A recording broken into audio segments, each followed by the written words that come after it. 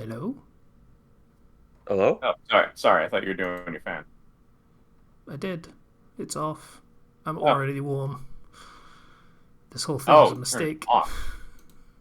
I was gonna say I couldn't hear it in your mic. I don't think you needed to actually turn it off. Yeah, go turn it back on. It's fine. I can totally hear it in my mic, which means the people listening would absolutely be able to hear it in my mic. I see. Oh, 'Cause fair you're, enough. yeah. So, has anyone gone for their week, or did you guys just do the anime reflux? We were just Uh, kind of faffing about. yeah. Ah, We talking about Fate Go for about, holy shit, about 30 minutes. Also, I hadn't started recording until about 2 minutes ago, so, that's whatever. I mean, that's a lie. I did wow. start recording, but then I was like, no one's gonna fucking care about us chatting shit about gotcha and all while my fan is going, but I'm not gonna turn it off because it's only a two-person recording and the sound's gonna be crap. Ah, fuck it, I'll stop recording. I don't care. That was the logic that happened. I see. What complex thoughts you have. I do. I am a very deep and introspective person. Okay. Yes. Hey, did you guys hear about David Cage? No. Uh, Okay, this is gonna go places. All right, what? Yep. all right, all right, all right, all right. Let me see if I can find it. Okay. So, Quantic Dream executives went to court with it has the defamation lawsuit against French publications, Le Monde and Media Apart, or Media Part for yeah, they're just like, oh, they gave us bad reviews basically, right? Because David Mm-hmm. Cage is a crybaby. Um, I'll read this article. Cage allegedly cried on the stand, stomping his feet, screaming about interferences to his business and damage to his honor, and eventually storming out of the courtroom altogether. Wow. I'd say I'm surprised, but I'm not in the slightest. I guess he got too wrapped up in his emotions. Near the end of his own testimony, Guillermo de Fondomia, one of the CEOs of Quantic Dreams, reportedly looked at the judges and asked, "But I'm not under oath, so can I lie?" Before complaining, before claiming Quantic Dream was seriously damaged by the stories about its toxic work environment.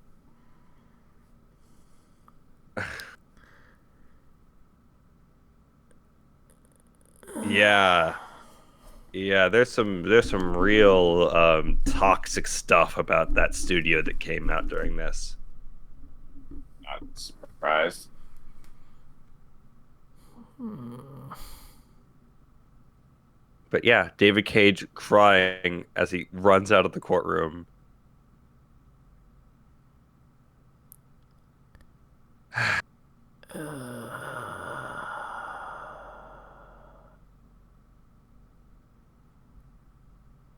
And 1 month from now, we'll be getting that verdict on this lawsuit. Cool.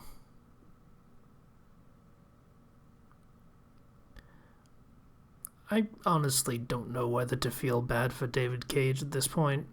I probably shouldn't, like, just overall, Don't feel because, bad. He's an awful person that had a toxic work environment. I mean, yeah, but Quote from it. David Cage: "Quantic Dream doesn't make games for fags." Wow. Also, quote from David Cage: "Anyway, in my games, all women are whores." Another quote: "In the open space, there is a lack of tits." I mean, I generally feel that about any space, but yeah. Um,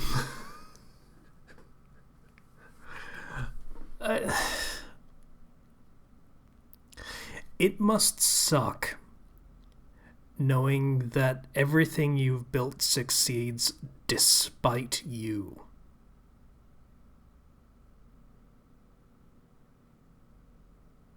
Yeah.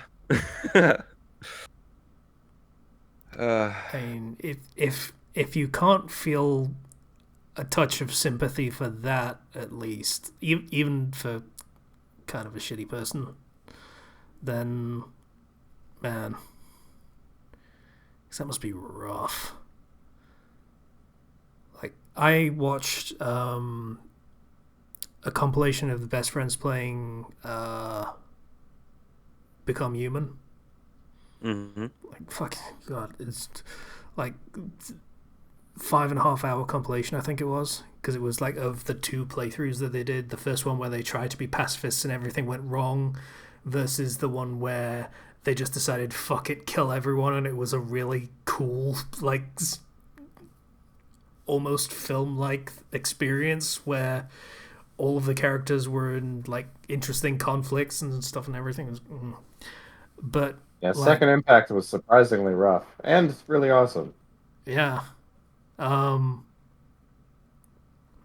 But yeah, they talk about how all of the best parts of that game are things that David Cage raged against. Like, oh, buddy. I think he still believes that he's the reason why those games did well. I don't think he's that self-aware. Oh yeah, no, I don't think he ever stopped thinking he was the shit. Well, he was the shit, but Not in the way that he would probably want it to be. yeah, Oh yeah, of course. more in a literal than colloquial sense. Yes. Let's see if we can say that snobby with a more pure British accent, shall we? Yes. Yes. I was gonna say colloquial, but I didn't want to go that far. Yes. Perhaps in more literal than colloquial sense. Colloquial. I am a riot. So Anyway, E3's next week. it is for what it is. Yeah. Yeah, they are gonna be having a good time with all virtual, bunch of streams back to back. Okay. That's probably a better direction, even in spite of all the things going on. Yeah. Let's see. Tomorrow we got the Battlefield reveal for the new Battlefield game. Day after that is Summer Game Fest kickoff, which is the beginning of E3 streaming. The Koch Primetime Conference Times Friday. Guerrilla Collective 2. Guerrilla Collective Part 2 from their stream because they did one earlier. It's going to be Saturday. It was weird. They did a stream earlier and it's like, Bloodstained now coming to the Stadia. And I'm like, what? Yeah. Okay. Didn't they already yank support for Stadia?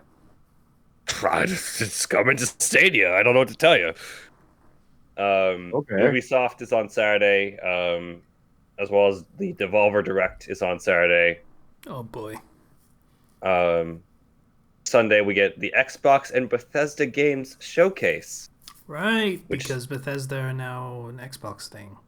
Yeah, and the art that they have shown just shows a bunch of Halo and what appears to be some stuff from Starfield.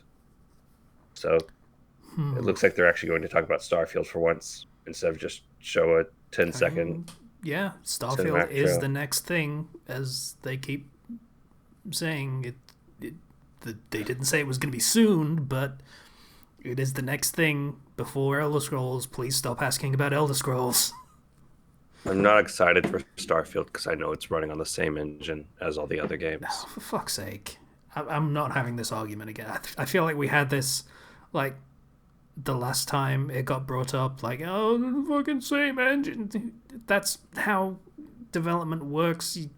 If you want to develop an entirely new engine from the ground up, you're talking like several years of work just on that, let Okay, alone actually building a I'll, game. I'll elaborate. My feelings are not just that. My feelings are also after everything with the Fallout 76 debacle, I've just lost a lot of faith in Bethesda. Never buy their multiplayer games, but that was the only multiplayer game they ever released.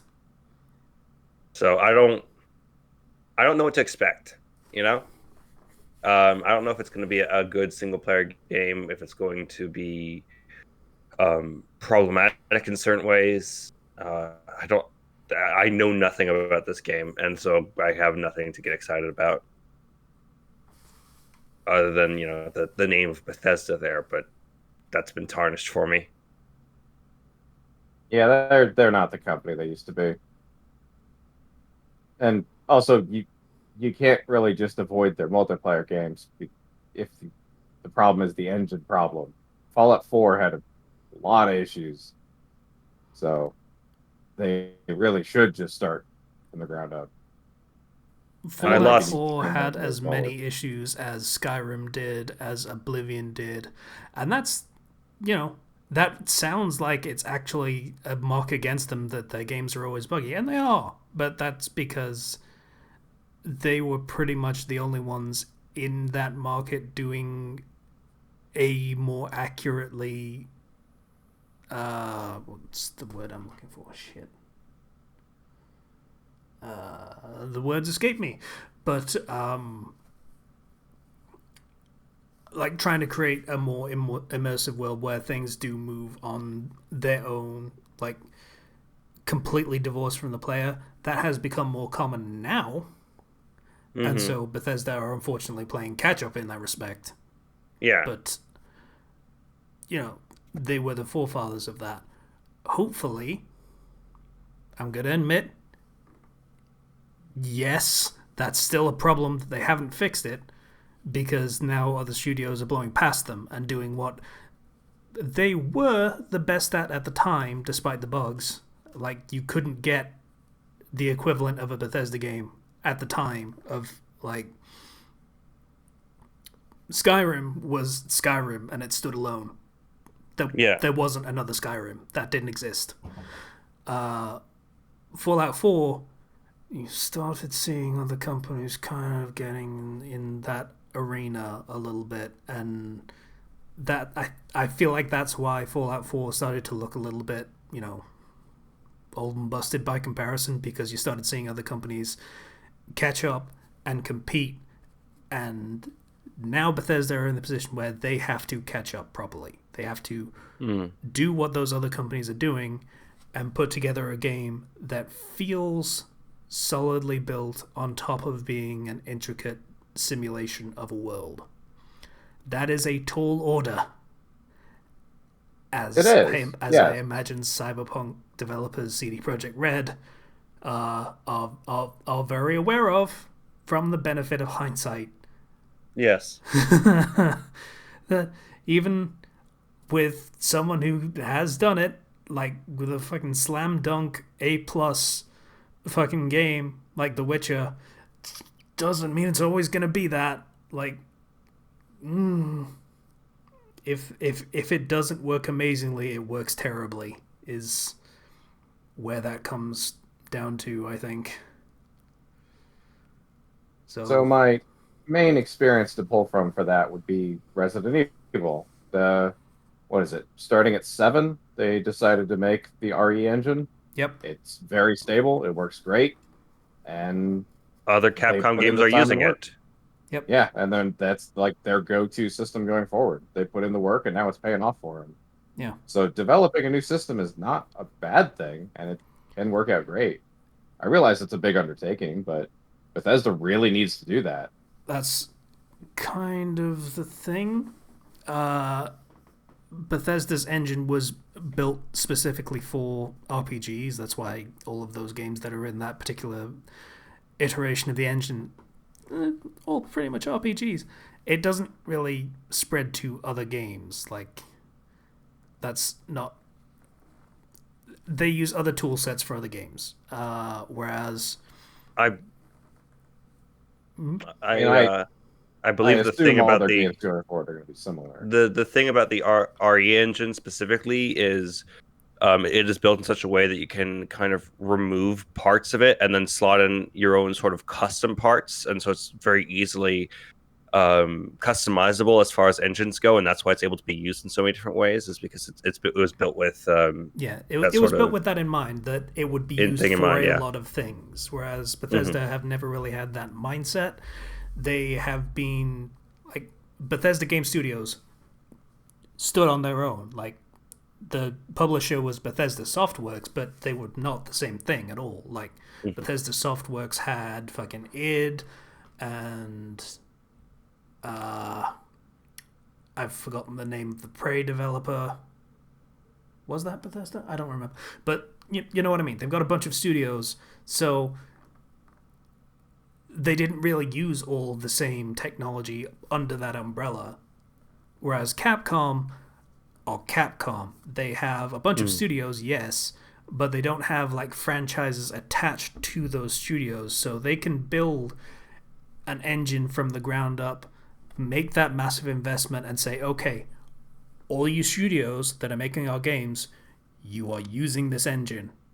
We have built it specifically to make whatever the fuck you need to make. So use it, and it's paid off for them, like, massively, an incredible investment on their part, putting all that together. It's not going to work like that for a majority of companies. Like, for them it was the right move, but like, if you look at EA, for example, you might remember when they were pushing the Frostbite engine to have all of their games run on that shit, and that did not work. Which games use that? Dragon Age Inquisition. I didn't really remember any problems with that mechanically. There were a few glaring bugs, but I don't remember too much of any problems with that. I am Googling now. Frostbite games. However,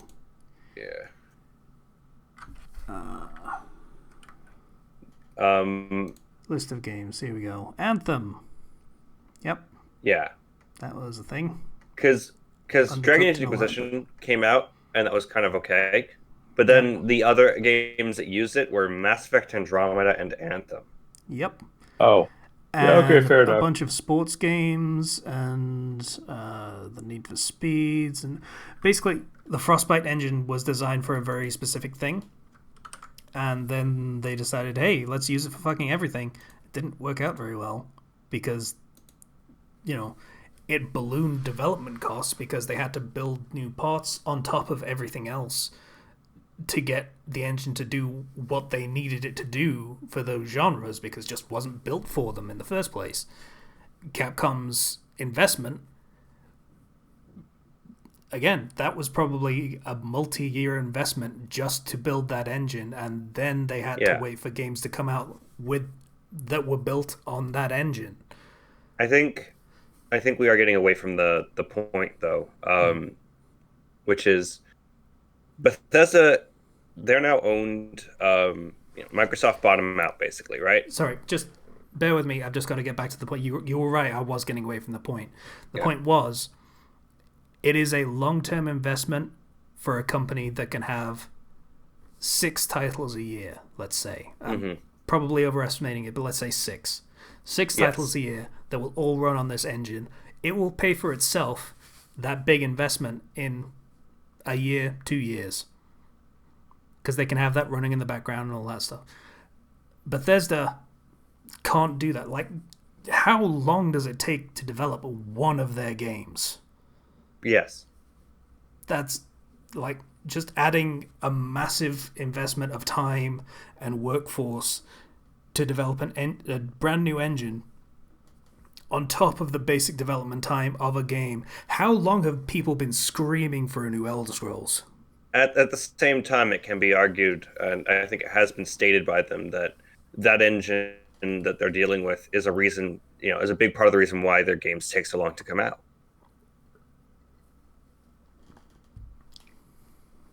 So it kind of comes down to which would be faster, making a new engine from scratch, would to keep in mind what they need the whole time, or Because cobble together a game on the engine they have. if money and stuff is the issue, I mean, Microsoft just bought them out. Microsoft can throw a bunch of resources at them because Microsoft lacks for a lot of first-party exclusive games, and having access to Bethesda gives them a big leg up if they are willing to invest in that. So I could see that being the case. I feel like you have that backwards. I feel like it's the exact opposite case. Microsoft just bought them out, so they want return on that investment as soon as fucking possible. True. We just bought you for a fuckload of money. Get some games out there. I don't know offhand what kind of company overlord Microsoft is. I know EA or Activision would be absolutely that way, but By the way, I think I need to see gameplay footage of Starfield, and not just that fake gameplay footage that is just like, oh yes, this is totally completely gameplay, and not just a whole mock-up and perfectly run demo that shows things that are not going to be in the final game. Yeah, you're waiting for the release date trailer, basically, then. Yeah, I'm release waiting date trailer for the, that is in the same year, let's say. show me the actual gameplay, not the fake stuff, and then maybe I'll be excited. But and even then, remember the whole Fallout First membership subscription thing for Fallout 76, plus the cash shop, plus everything else on top of that in a full price game? I remember that still being a thing too. I mean, but Microsoft bought them out, so you don't have to worry about ZeniMax doing that. But I wonder if any of the dev team in Bethesda took part in that. I don't know. That's multiplayer games. That's just how they go now.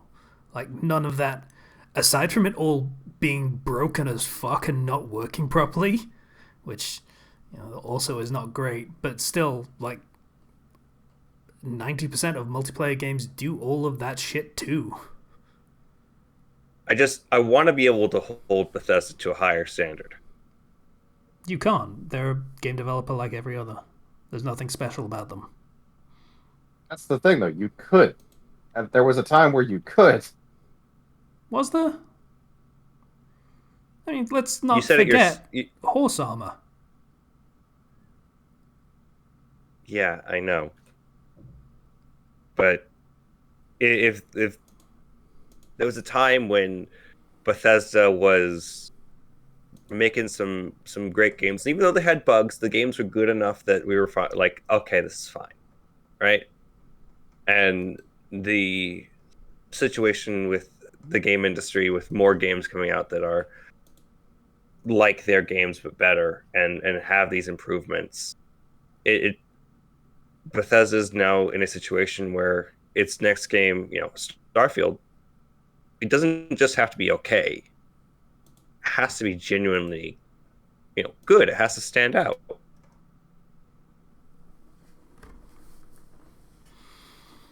Because Fallout 76 dragged them really far down in terms of, everything. Public perception is a big one. And unlike No Man's Sky, I don't think Fallout 76 getting better is going to make any difference. People have kind of already, the boat sailed on that one, so to speak. Yeah, no one cares. Like, people were still playing No Man's Sky even when everyone was saying it was shit. Because it wasn't as shit. It wasn't as good as they said it was going to be, but it wasn't shit. It still did at least part of what it was set out to. So, yeah. It did basically everything it set out to do and was said to do. The only real glaring missing feature was, hey, you can see another player and find them out in the universe. No, you couldn't, but still, that was pretty much it. Well, the issue with like No Man's Sky was that was an indie game that was um had media around it saying that, oh, this is a AAA game. Yeah, that And a lot of that. Oh, fucking hell, Sony threw them under the bus. But yeah, yeah, and as a result, they felt they had to live up to a lot of unrealistic expectations, which in the end they did. yeah, that They made a game that lived up to every single promise and more. the Took time, story but of that development is like Greek fucking tragedy. I swear. But yeah, the thing is, I feel like Starfield caught a lucky break because what is it? It's a sci-fi game. It is. yes. It's basically going to be an Elder Scrolls game, but sci-fi. Is the impression that we've gotten because it's a Bethesda Game Studios joint, and that's what they fucking do. Even the Fallout's. So, on the face of it, that sounds kind of okay if they pull it off. And then think about the timing. What do we have to compare it to in terms of sci-fi games?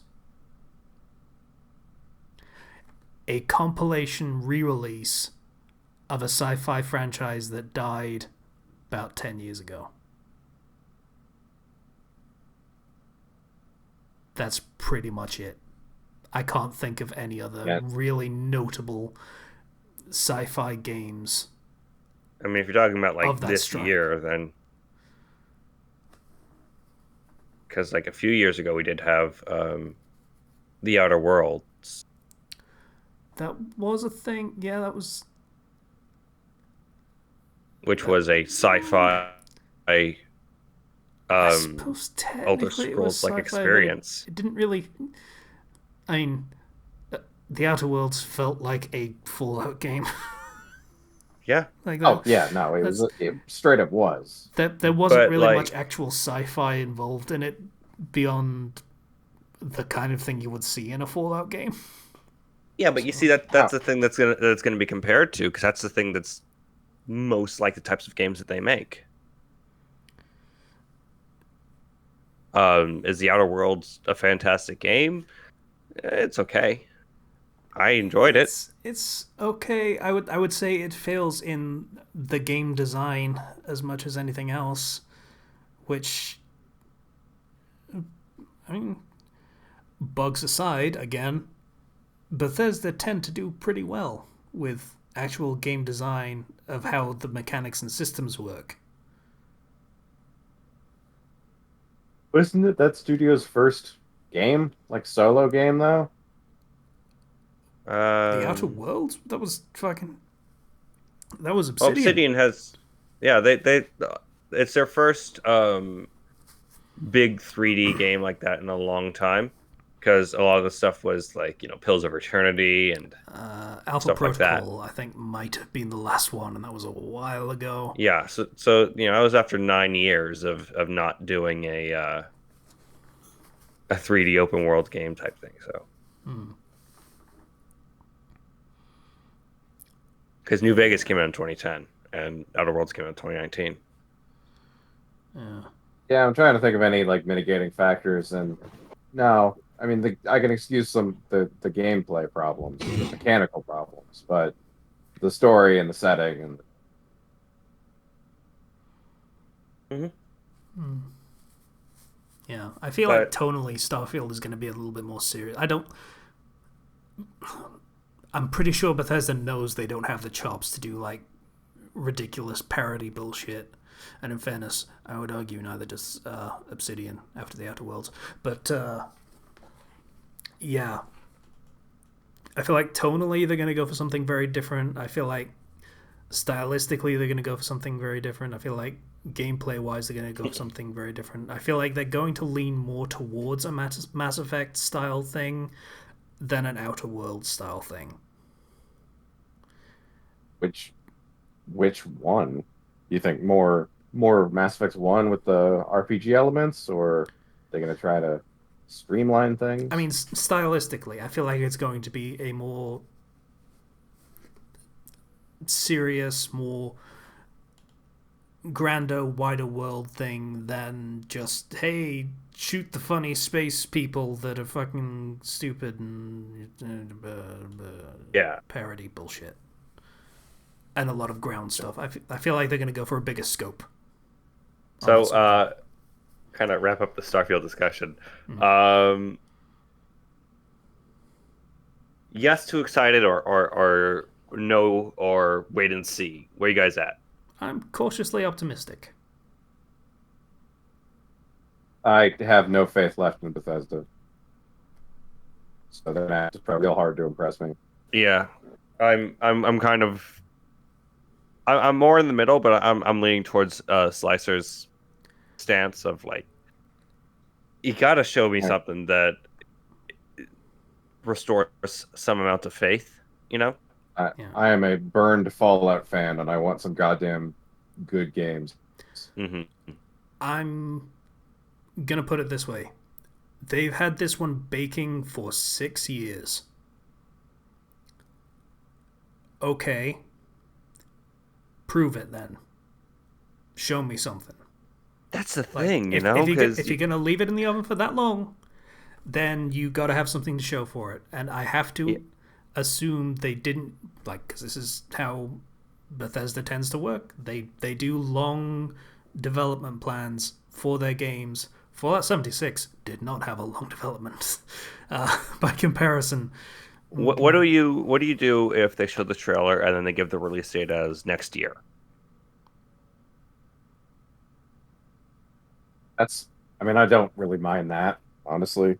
That's not too bad. I wouldn't be Like, surprised, like, historically, based on how Bethesda have operated before, I wouldn't be surprised if they show a release trailer and gameplay and a release date this year. Because they've done that before. yeah. With I think did they do something similar with Skyrim? I'm not sure about Skyrim. I know they did it for Fallout 4. Okay, well, I don't know. We'll have to see. We were talking about the Xbox and Bethesda games showcase. So we just talked about Bethesda. Nobody cares about Xbox. It's just gonna be Halo and stuff. Yeah. Yeah, pretty much. Yeah. On the same day, Square Enix is going to be doing their stream. Well, Microsoft did also buy Ninja Theory, I want to say. Streamer? They did. No, Ninja Theory, the developer. Oh, okay. That makes a lot more sense. Yeah. The Senua Sacrifice people. Yeah. And also DMC Devil May Cry, but we don't talk about that. Yep. We might see more of it was a second Hellblade game. Yeah. Yep. They showed a trailer for that before. They did. And then Square Enix is going to come around and be like, "Hey, you got some RPGs?" Final Fantasy 16. That's going to be their big breadwinner for that one. Mm-hmm. I don't know what else. Probably some 14 stuff. There will be nothing Kingdom Hearts. No, God, no, I hope not. They could also be announcing the re-release or remaster of a different Final Fantasy game, since 7 was so successful. Or it could be news about 7-2. I would expect 7 DLC before I would expect 7-2 news. So I don't think there's going to be any FF14 stuff because they recently just had a whole big live letter where they talked about Endwalker. They might do a trailer, but I doubt they're going to be big on the 14. Though we are going to get 16 and probably Dragon Quest 12 because they did show a bit that like that's a thing that's going to be happening. Oh, I didn't realize they did Dragon Quest. Mm-hmm. Yeah, that's Square Enix. Yeah, I guess I'd just forgotten what company did that. Yeah, new Life is Strange game, which is Life is Strange True Colors. As well as, have you guys heard about Final Fantasy Origin? No. It's rumors say it's a collaboration between Square Enix and the developer Team Ninja, who worked on like Neo and Ninja Gaiden. So Okay. Maybe some sort of Huh. Final Fantasy Souls-like. I don't know. Um, it- Also, frickin' remember back in 2019, we got a brief trailer from the next game from Platinum, which was Babylon's Fall, and then we heard nothing about it. Nope. I don't remember that at all. Nobody remembers Yeah, no. that. Maybe we'll see something about that, and then maybe they'll be like, "Sorry, we wanted to get Bayonetta out here, but we were just busy working on this thing." It's weird. Platinum is one of those companies that I love their games, but I make zero effort to follow them in their endeavors because I would rather just experience the games when they come out. And there's Forspoken, which was the lady doing the plant things and stuff. I don't know how to describe that. Probably some stuff with their Marvel Avengers game because they have a new expansion called War for Wakanda. So if you get Black Panther, it's coming out this year. Is it sponsored by AT&T? Can you get him in AT&T colors? Maybe, I don't know. And hey, maybe we'll see some Final Fantasy VII Remake Part 2. I doubt it. Wild mass guessing. They'll take an old franchise off the shelf after they fucked it up. Deus Ex announcement. Maybe. No. Maybe. But There's a new Eidos Montreal game coming out. Could be a new Deus Ex thing. A man can dream. A man can dream that it will be a new Deus Ex game and they won't fuck it up like the last one. Then after Square Enix, you get their PC gaming show, which has nothing like it typically does. Capcom has a showcase on Monday. I don't know what they're going to show. Let's be real. The PC gaming showcase doesn't usually have anything because everything comes out on PC nowadays. There's nothing special to show on that. Mm-hmm. So it's good, but it also means why the fuck is there a PC showcase? I guess they could just run a highlight clip reel of everything else that we showed at the show. Be like, Yeah. it's this but better looking. Yeah. And a little bit more finicky getting all the settings right. Yeah. So then you get the Capcom showcase, which is yeah. I don't have any clue what the Capcom stuff could even be. Probably Street Fighter. But all the other big franchises that I know anything about for Capcom have already come out too recently for them to have anything like Resident Evil's not going to have anything new. Devil May Cry's not going to have anything new.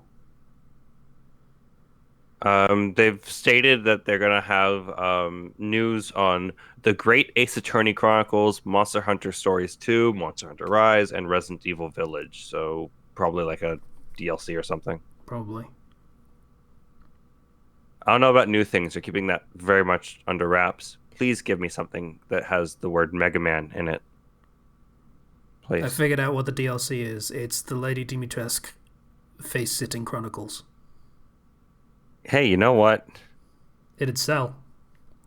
If it works if it works with the PSVR, then we're set. Oh. All right. Oh. And finally, on Tuesday is the Nintendo Direct stream. Yeah, it's absolutely going to have another Smash character reveal. Oh, yeah, no, there's no doubt. I thought they were done with Smash. No, we got 2 characters left. Oh, I see. Obviously COVID, big delay and everything, but 2 characters left. Don't know what they're going to be. Who knows? I don't care. I'm happy with the characters in the game already. Yeah, I mean, it's hard to argue they need to expand the roster anymore. It's well over 80 characters now. I think it was 77 at launch or something. Mm-hmm. So And 6 more and yeah, then 5 on top of that. So it's about like close to 90 characters. not to mention, okay, I feel like this is going to be like every year where people have ridiculous expectations for Nintendo to show off all these several different things, Bayonetta 3. right? Bayonetta 3. I know that coming out still, I, it's been delayed, I think, but we're still going to get to see more on No More Heroes 3.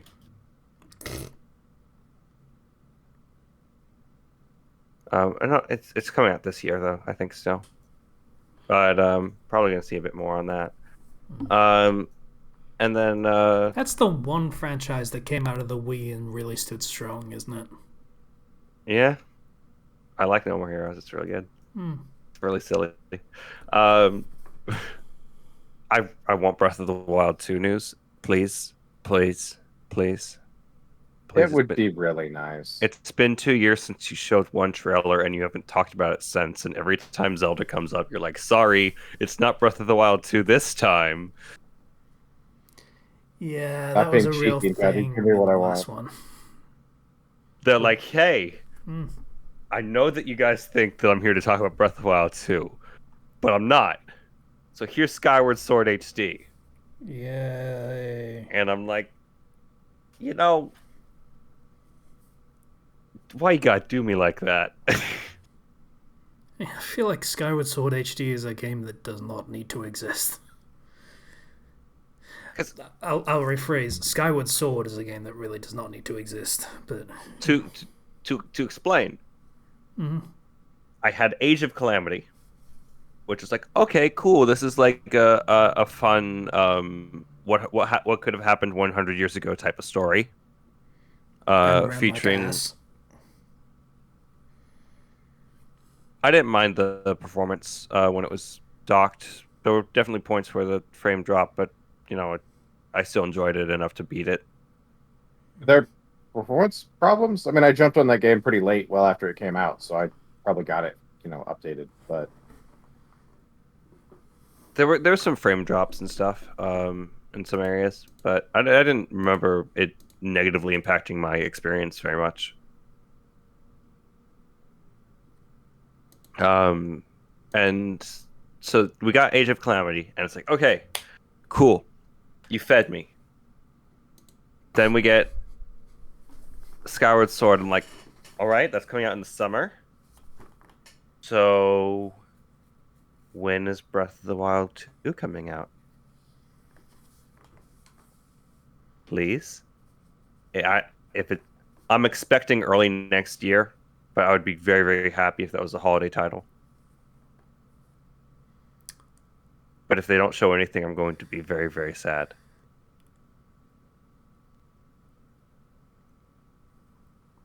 Because I have gotten to the point where I just don't care about Zelda anymore. I've tried enough times. I just can't get into it. yeah, fair. I mean, it's not for nope, everyone.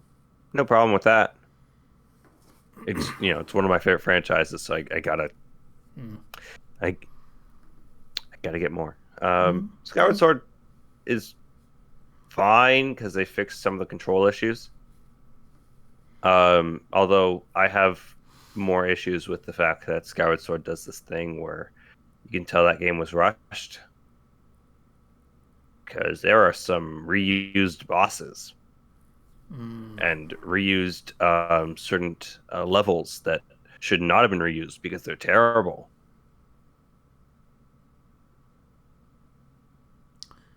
But whatever.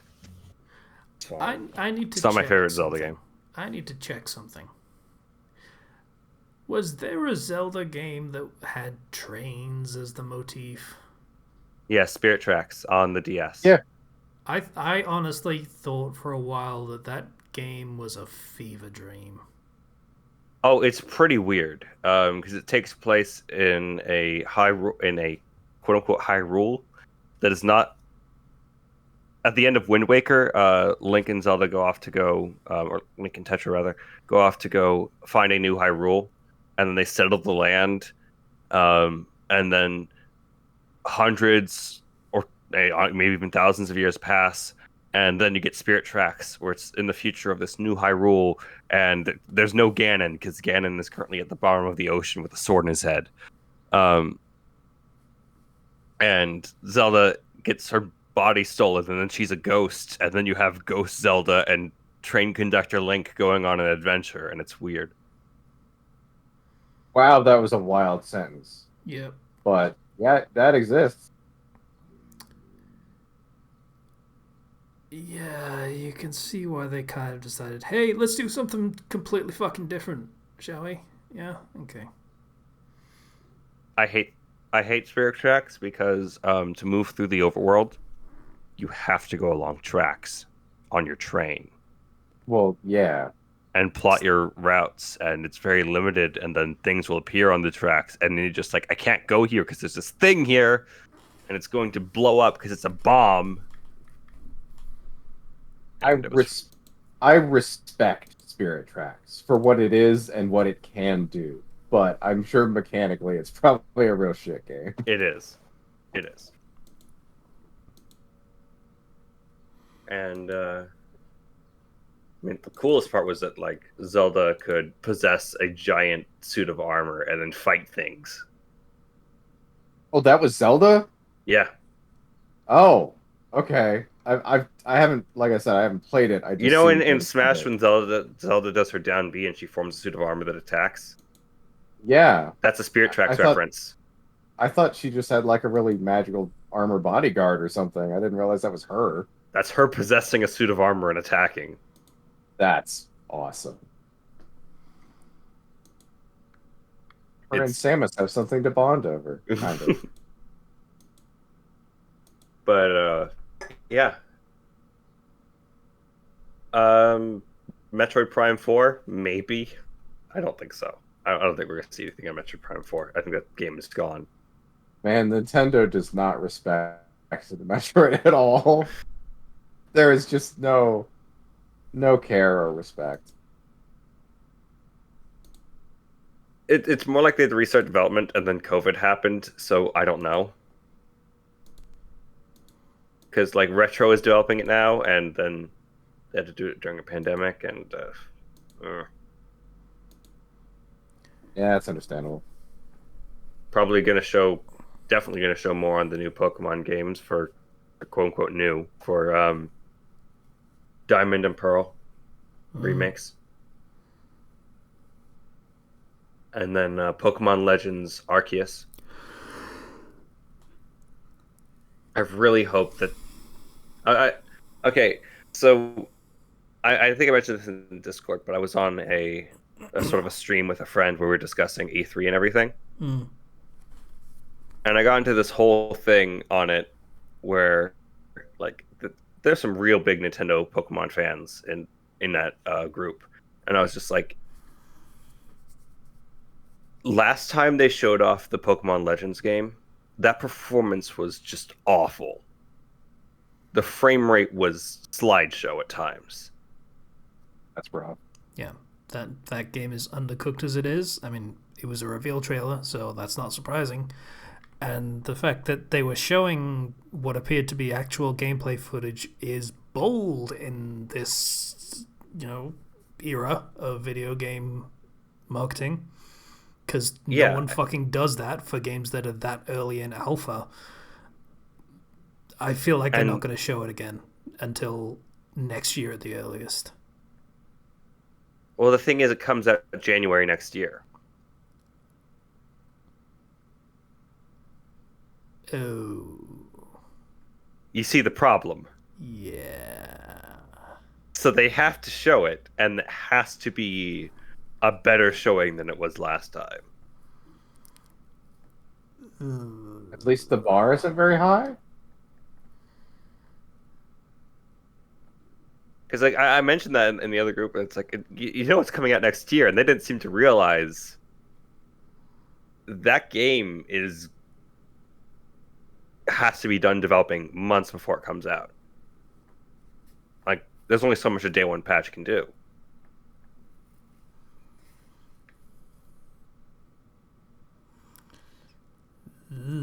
So I have to assume they had blocked that out of their memory, and that's why they've forgotten. Because it's it's got to be a better showing. Pokemon fans will be like, oh well, it's their first time doing something like this, and give them the benefit of the doubt and make excuses. But Pokemon is one of the wealthiest franchises in the world. Yeah, but they run that fucking studio like a machine. They run it pretty bad, but I'm still going to try to hold them to a higher standard because, gosh darn it, I really want this game to be good. I want to sneak around and throw Pokeballs at Pokemon. Pokemon is one of those series that people will buy, even if it's subpar. So they really have no excuse of not putting in the time because they can afford it. They absolutely have the excuse of not putting in the time because you just said people will buy it anyway. Mm-hmm. Yeah, no, that's true. That is the downside of people not having standards. Yeah. So, I would here's also hoping. argue this is a case of Nintendo not having standards because they want those games fucking coming out. Clockwork, Nope, motherfucker. it's not. It's not Nintendo. It's the Pokemon Company. Pokemon is a second-party thing, and the Pokemon Company runs Game Freak into the ground. Oh, really? That's Mm-hmm. disappointing. It would be so much Because easier if I could Nintendo just rage at Nintendo for it. Nintendo will do things like give Breath of the Wild one like all pretty much like hundreds of staff members and take people from Monolith Soft and throw them on there too, and they'll make sure that the game meets We're all a fucking up now. meets a standard of quality. But the Pokemon Company has access to basically all the money, and they're still not giving Game Freak the time or funding that they deserve if they're going to actually make the game. And then Game Freak also does a lot of weird decisions in their game development, like things that would be they do way too much work in the wrong areas. Like in it was people went through it, and in Sun and Moon, um, instead of just having character models pop in and pop out and stuff like that, they had it so I believe it was Lily, who is one of the characters in the game. There's like 20 different versions of her on the map at any given time because it's just it renders it all at once because that's the one for each individual cutscene, and stuff like I can't give the specifics because I don't remember, but I watched the whole thing where it's like there's a lot of just unoptimized stuff because they don't know what they're doing a lot of the time, and it results in the game running way worse than it should.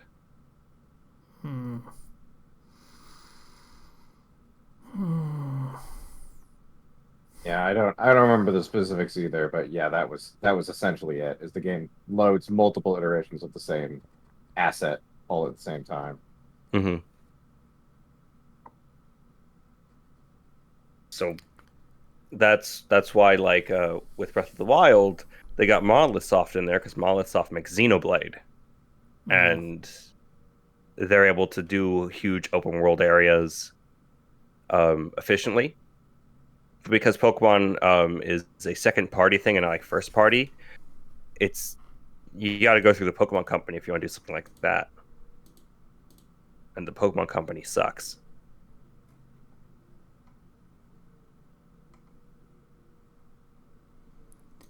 So, For hell. anything else? Nintendo. I don't think there's gonna be a new Mario. There's probably gonna be a new Kirby. There's always a new Kirby. Kirby every year. There is absolutely. You guys haven't heard? There is What? absolutely going to be another Mario. Mario Golf. Oh, I forgot that didn't come out. Oh, there was also rumors of Super Mario Party 2 because they recently did an update for Mario Party, Super Mario Party, where they added like 50 new mini games and online. So Damn. yeah, some That people are sounds thinking like they about don't maybe. need a new Super Mario Party, but alright. But there's also just rumors internally. So Oh. maybe like we'll making Super Mario Party 2. They're like, oh, we'll throw it online and we'll just throw that back to this other game as well. Um, yeah. Uh, aside from that, maybe new Pikmin, maybe Bayonetta. Who knows? Maybe a I Yoshi would game. like a new Pikmin. Be nice. Pikmin 4, please. That'd be nice. Pikmin 4 crossed with Bayonetta. Bayonetta has to kill all the Pikmin Yeah, there we go. with her hair by Okay, getting naked. now you're getting into like foot fetish stuff because they're like 3 inches tall, and she wears high heels. Oh, I I feel like Bayonetta, you're getting into every fetish just by bringing her up. yeah, Circumstances That be you're damned. not wrong. Especially That's glasses. true. but Well, yeah, obviously. nobody really knows what Nintendo is going to showcase. But I can guarantee one thing: there will be a lot of people who are very vocal and who are disappointed. Yeah. That is the one guarantee I make about Nintendo for E3 every year. Yeah. I mean, when's the last time a company had a big showcase like this and it went over well? Y'all have phones, don't you? Last time it went over well. Well, hindsight's 2020, but Xbox's showcase in 2019, I want to say. Yeah, yeah, that's pretty positive. You're But it's beautiful. You're also beautiful, or whatever it was. Keanu Reeves and shit. That was a good showcase. Right. Right. but That's true.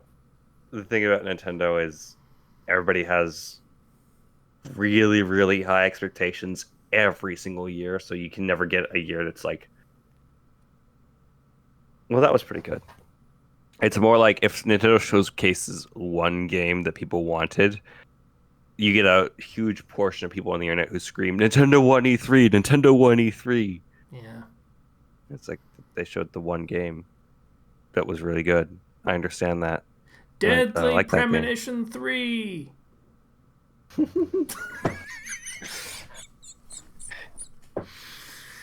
Anyway, sorry for taking up everything with E3 talk. It's just I'm not going to be here next week, so I'll be able to talk about what happens. Yeah. You didn't even mention EA or Activision. There, they've Well, mentioned we can move on. EA is doing a stream in on July 22nd. Oh, too good for E3 nowadays. Even though Sony they're is skipping shit. E3, and nobody cares about Activision. I don't even know what Activision do anymore. Drugs. That's sad. No, I'm kidding. I mean, they probably do drugs. Like, fucking Bobby Kotick. Sad, coked out Activision sitting on a street corner, just sighing as a car runs through the like rain puddle and it splashes them in their face, and they lose their ciggy, and then they just sigh again. I don't know what image you were coming up with, but I was more thinking Coke parties in the penthouse because it's Activision, dude. See, I'm going with a much more sad approach because drugs are sad. Don't do drugs. Yeah, that's true.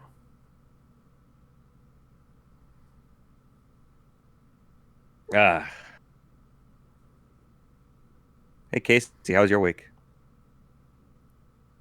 I don't remember.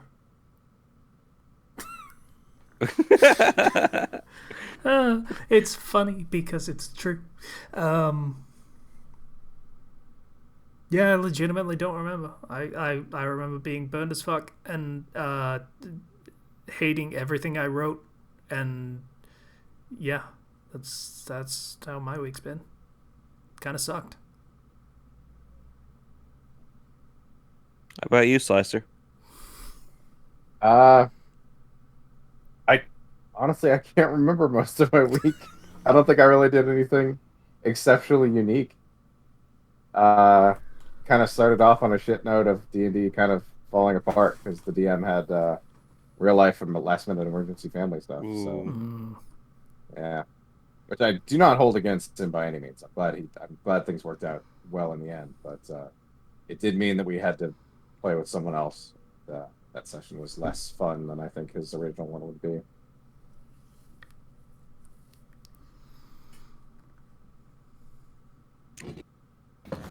Yeah, I did. Oh, I started watching Oh. Castlevania.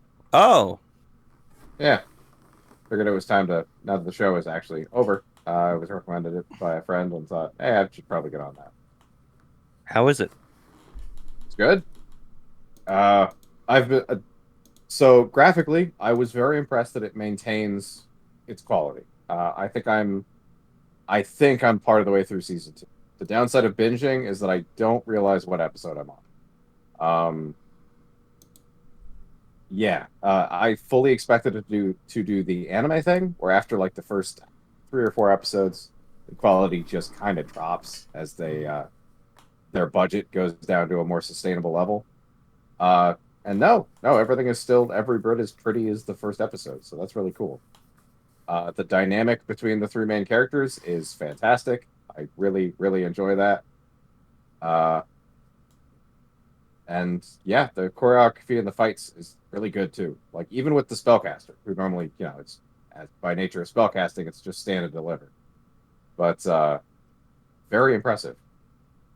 So I'm excited to watch more of it when I get the chance. Mm. I also am continuing my journey with Mass Effect.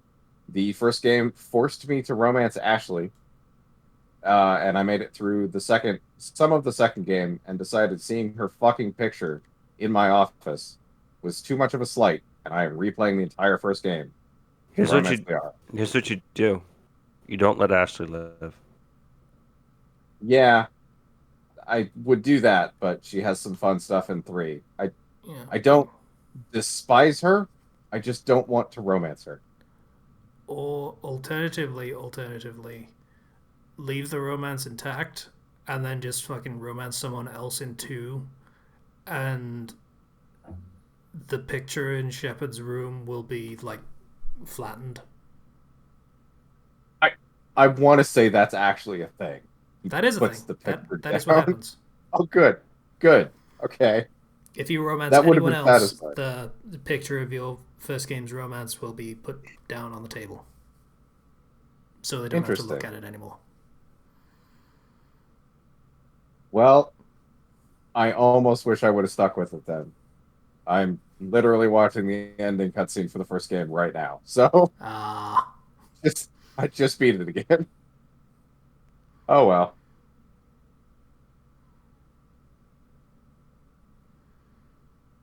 So that was my crazy experience with Mass Effect and my neurology of hating certain characters or disliking, I suppose. It's nuanced feelings of negativity. mm, Uh she is a see, I difficult don't character to like yeah, because I don't like her. because she's yeah. I was going to get caught up on So I'm a Spider, So What, but I haven't had time. Mm. So I haven't had a lot of watching stuff time. Critical Role season 2 ended as of I think yesterday. Really? Uh, I need to catch yeah, up. I am 30 episodes behind. Jesus. I was Uh, working. that's fair. I usually listen to them Um, as a podcast for when I do like when I worked at KFC, but I don't work at KFC anymore. It's true. right. I've run into that problem before, switching jobs, lack of time. Um, yeah, the last episode is 7.5 hours long. Which Okay. shouldn't be surprising, but yeah, it's good stuff. If without spoiling anything, it feels like season 2 was a lot shorter. Like it just feels that way. But I think episode wise, they're about on par. Like Yeah. how long? What level did they get to? 141. What level did they get to? They get to level Oh, 20? Like Sorry, they leveled up to level 16 at the last episode. Yeah, I thought Yeah. because their level up pace was much slower in that game. Yeah, So, it definitely so was. the first campaign was 115 episodes, by the way. Hmm. Oh wow. It was longer, in fact, and for season 2, and they still didn't get to level 20. Which, yeah, Well, they Matthew started Mercer at level really. 11 in the first campaign, so Oh yeah, true, true. I forgot that. I didn't realize they started so high. I thought they started at like, No, 7. no, it was they started 9. at It was 11, and there 9-ish. was a long campaign before that. Like I think it was like 2-3 years they've been playing before they even started filming. So Mm. Matthew Mercer likes to take his time yeah, with his levels. I'm not the same. Yeah, I can't really afford to be usually since I play in a different setting. Like my game, my first D&D game, I started DMing for realsies. That started after um, season 2 of Critical Role started, and ended way before it ended. And I hit level 20. My entire party hit level 20 um, at the end, right before the final fight. Because gosh darn it, it's a shame to get to level 20 and not be able to use those abilities. yeah. Yeah. Uh, Speaking of high level shenaniganery and season 1, season 2 stuff, apparently there's going to be a battle royale between the Mighty Nine and Vox Machina. Oh Yep. no! Kickstarter. Yeah, yeah, that's going to be real interesting. Memory serves, it's 3-on-3 ish. There is Okay. Scanlan, Vaxildan, and Pike, I want to say, on one team. Then Percy is sort of also what's the name of his first character in campaign 2? I've forgotten. Talison's first Molly. character, Molly Mock. Yep. Molly Yep. Rock. So he's playing both of those at the same time because they can't do 7 doesn't split, so they can't do that. So they have to do 3-on-3, and then someone does both. And then obviously it's Beauregard, Ford, and Jester on the other team. So Oh, it's a lot of okay. caster heavy stuff. I That. thought they were just going to play both characters and just do their best not to hold back. No. Everyone's doing one character except for Taliesin, who has to play both. Because I think they drew lots or something. Okay, so watching him play both characters at the same time is the best thing. It's amazing.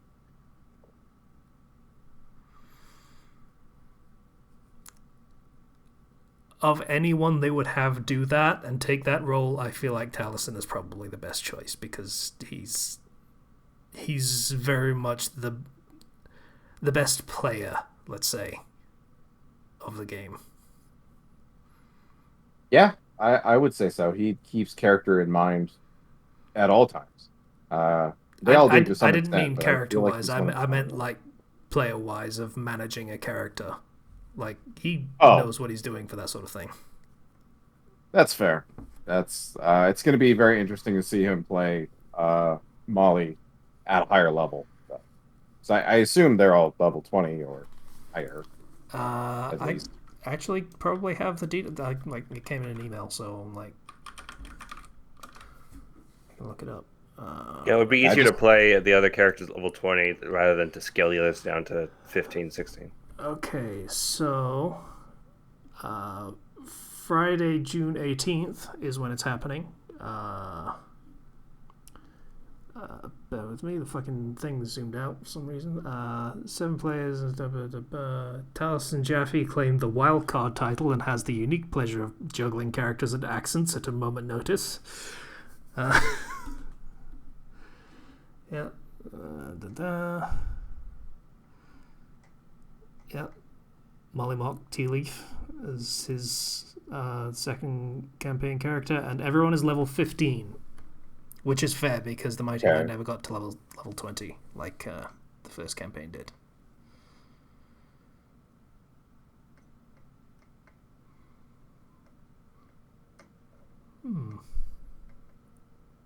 That's actually a mild step down for the Mighty Nine, and a big step down for Vox Machina. Yeah. So interesting.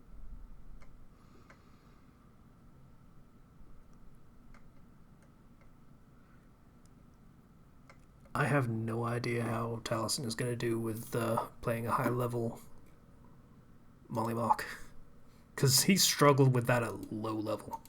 It's a weird class that he chose. I actually have I'm DMing for somebody who's playing a Blood Hunter. Which is his class, by the way, just to clarify. Yes. I'm DMing for somebody who is playing a Blood Hunter, and they are playing it at level 14 now. And it works really well at the higher levels. Does it? I tried to make a Blood Hunter at level 17, and it was just underpowered as shit. Well, Mollymark had a tendency to almost die in every fight. well, she's been having a lot of fun with it, and I haven't noticed it being underpowered. It can do a lot of damage, especially if you got some good gear and stuff. If the memory serves, self-harm aspect goes away as you get more powerful. Yeah. It can do a lot of damage, but you kind of put yourself right in harm's way in a dangerous circumstance by default. So real easy to die. It does not surprise me that he died. Yeah, like at low level, that is a very difficult class to play because the damage doesn't scale up a crap ton, but your HP does go up a lot. So when you have... You get a D10, so... Yeah, you get a D10, but that's still like at most 10 HP gone when you have over 100 HP. And you do that at the beginning, and you do that at the beginning of combat, and typically, unless you're amplifying a crap ton, you're not going to be doing a ton of damage to yourself. Yeah, my main complaint when I was making the theoretical character was that the blood maledicts aren't very good. Like there's like 2 that are good out of the list of 6. Maybe they're better in actual play, but theoretically it didn't seem like they were very useful at all. Because bring it up, Blood Hunter again, because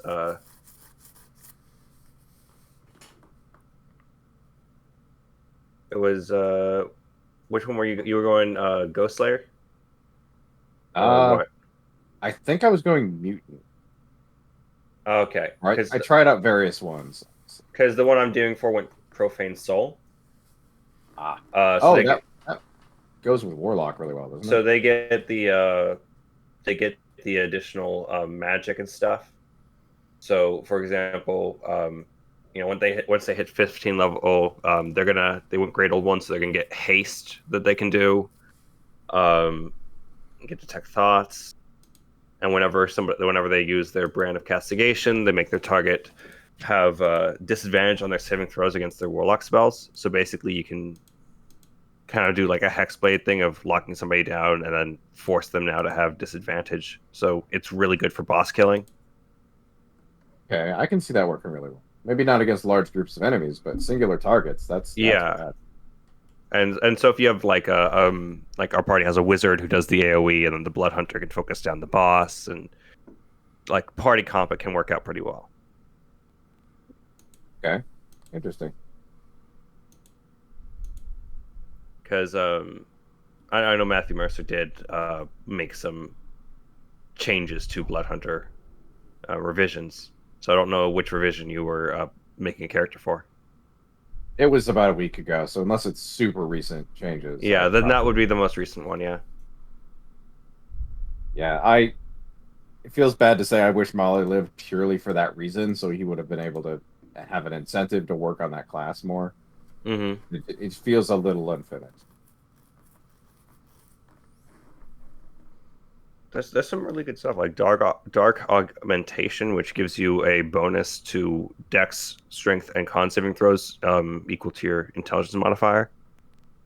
So a lot of your physical saving throws are going to do very well on. Yeah, for I could see that leveling the field for more spellcastery blood hunters. Mm-hmm. But mutant, I think, like mutant and lichen are just bad. Yeah. I forget what concept I was going for, but I had an idea in mind and it wasn't. I don't Oh, I was guess. trying to play a Warforged. I was trying to make it work with a Warforged. Oh, right. I was gonna say you were just trying to make Geralt, because Yeah. that's what No, Warforged is. no. That's the easy one. Yeah.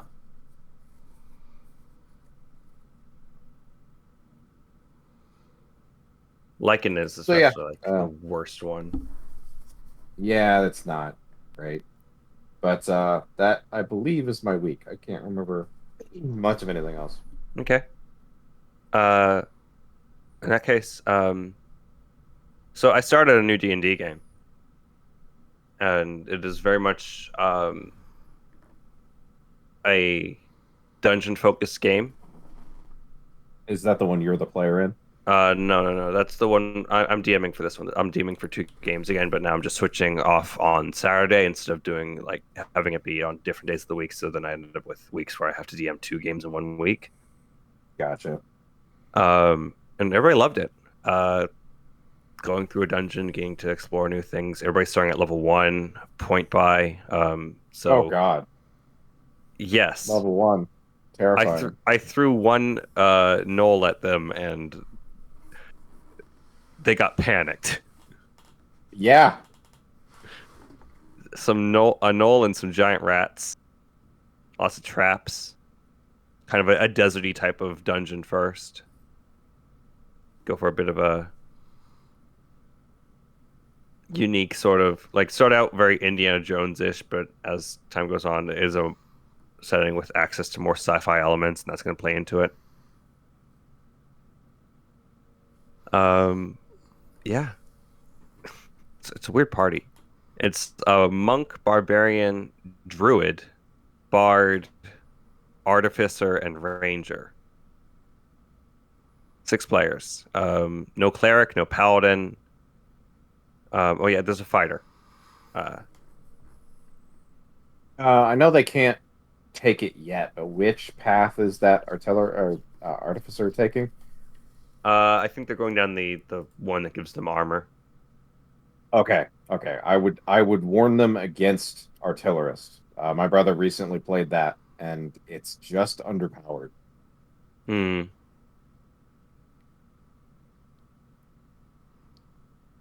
Yeah. It is the only subclass of artificer that doesn't get extra attack, even though it really needs it. You think it would, considering it's about making big bang weapons. I mean, you can summon 2 cannons eventually, so you do get 3 attacks in the end. But like even your cannons aren't actually that powerful. Right, versus being able to grab a magical weapon and attack twice, Yeah, which magic weapons are really, really good. That's the sort of thing where if I were DMing for somebody who went that path and they had complaints about being underpowered, I would then provide them with maybe class-specific magical items to help them out. That they that is could probably find the throughout the game. benefit of campaigns. That is pretty great. Yeah. With campaigns and DMs who we're going to work with, that works fine. But for one shots or like other things, no. We also in the Curse of Strahd game, there's a very infamous fight against these hags in a windmill. Have you heard about this, Slicer? I think so. Yeah, Curse of Strahd is like 3 CR5 hags in this windmill, and it's supposed to be a very difficult fight. That's supposed to like kick your teeth in, and my group kind of crushed it because we had the paladin, the Nice. barbarian, burst the door down Kool-Aid Man style and just start killing, and we got a surprise round off of that, and then we just Wow. proceeded to beat down the witches until we killed their leader. I imagine through a series of quite good rolls. We had a rogue who got some very nice critical hits with their sneak attack. And you have the paladin who, like, I got held. Right, I'm playing the paladin. I got held and was blocking the staircase leading down to the first floor where the one witch was, and so I got held. I can't do anything. Our cleric casts sanctuary on me, so anytime something targets me with an attack or a spell, it has to make a wisdom saving throw or lose the attack or spell. So I just kind of became a wall. Nice. And I'm like, I'm not doing anything, but I'm stopping them from coming around. And then I got out of that Thunderous Smite to basically, when you use Thunderous Smite, you can, when you hit something, you knock it away 10 feet in any direction. So I was sending these witches flying out the windows at the upper floors. And that helps. We rolled really well. Nobody failed a dexterity save against Lightning Bolt because, oh my gosh, it would have killed us. And we Spanish Inquisition burst in and killed the witch, and the other witches fled because they can do etherealness, and that sucks. I hate etherealness when enemies have it. Just run away in a dimension where nobody can hurt you unless they're also in that dimension. I had a rogue who did that, and yeah, that was a very hated ability. Just, whoop, I'm in the astral sea now. I'm floating for a little while. I'm back now. Aside from D&D stuff, I started playing. Did I mention I started playing 13 Sentinels before? I don't believe so. That game, 13 Sentinels, Aegis Rim, or Aegis, I don't know. Story-wise, pretty good. Gameplay-wise, I'm having a hard time holding on to attention because the chronology of the game jumps around a lot. And so it's asking me to remember a lot of different events. And I'm like, I'm not quite certain what the actual story here is. I'm trying my best.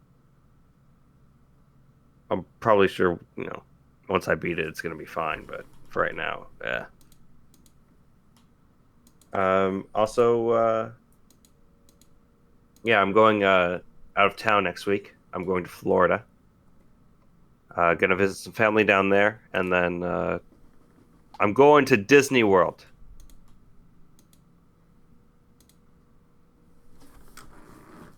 I'm gonna freaking die. It's gonna be so hot. Yeah, that sounds like a place I wouldn't want to be. Well, at any time, really. But it now seems particularly bad. Well, they removed the restrictions so that you don't have to wear a mask while you're outside. My whole family's vaccinated anyway. That's true. But inside you will have to wear a mask. So, should be okay. I'm getting tired, and I have more to talk about, but I don't care. I'm tired. I'm gonna stop now. Fair enough. I'm also That works. tired and hungry.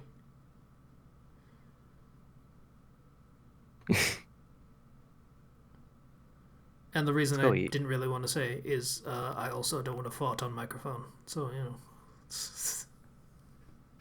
Well, So you already said it. Yeah.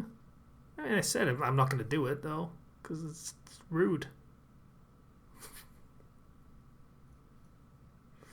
Okay. Thank you to everybody who donated to us on Patreon. Yeah. Thank you to all those people that you will now read out because it's the thing. Thank you to Sailor of House Thunderbird for your $1 donation. Thank you to Vale for your $10 donation. Thank you to BuyFresh for your $20 donation. Hope everything goes better for you, man. I saw you post in Discord. Thank you to Ryu for your $3.50. Thank you to Greek Guy for your $1 donation. Thank you to Ethan F for your $10 donation. Thank you to Bomber BCM for your $20 donation. Thank you to the Crossbrain for your $10 donation. And thank you to Troper for your $10 donation because you upped it from 5 to 10. Thank you, man. Yay. Slicer has muted himself because he's overwhelmed with gratitude. I'm gonna go get some lunch. Overwhelmed. I hope Alright. E3 Okay, I'm is back. fine. Sorry about that. I got a call about my car's extended warranty. Oh no. Oh, congratulations. Yeah. Yeah. Paid for Ooh, with awesome. your donations. So thank you very much. It was a spam call. I don't know if you guys get those. I get them Oh. fucking constantly. They've been really ramping up in recent times. I think they're all about to go bankrupt. God, I hope so. I hope they all die. Yeah. So yeah, that was spam calls are fun. We should probably stop recording. I just tried to eat my pop filter. So Yeah. long, Gay Bowser. Gross. See you guys. Yeah. Discord, Patreon, link in the description. You know the drill. Bye, everybody.